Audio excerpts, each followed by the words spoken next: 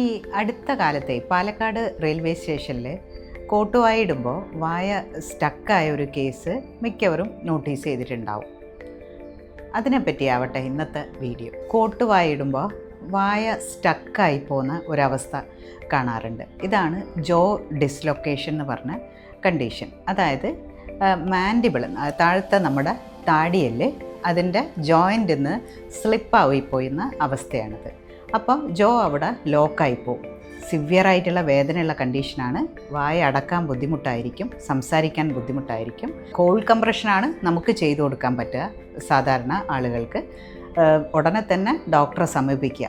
Trained ആയിട്ടുള്ള പ്രൊഫഷണലിനെ കൊണ്ട് അത് മാനുവലി കറക്റ്റ് ചെയ്യാണ് അതിന് വേണ്ട ട്രീറ്റ്മെൻറ്റ്.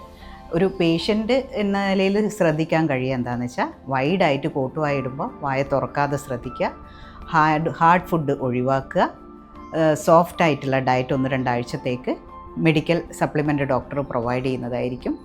ഇത് പൊതുവെ വരിക എപ്പോഴെന്ന് വെച്ചാൽ ഈ ജോയിൻറ്റിന് ഇഞ്ചുറി ഉള്ളവർക്ക്, ചിലപ്പോൾ ജോയിൻറ്റ് പൊതുവെ വീക്കായിട്ടുള്ളവർക്ക്, ഏതെങ്കിലും ഡെൻ്റൽ ട്രീറ്റ്മെൻറ്റിനൊക്കെ ഓർത്തോ ട്രീറ്റ്മെൻറ്റിന് ശേഷമൊക്കെ നമ്മൾ ഒക്ലൂഷൻ കറക്റ്റായിട്ടുണ്ടോ, കടി കറക്റ്റാണോ എന്നുള്ളത് ഒക്കെ നമ്മൾ ഇതിൽ ശ്രദ്ധ കൊടുക്കണം.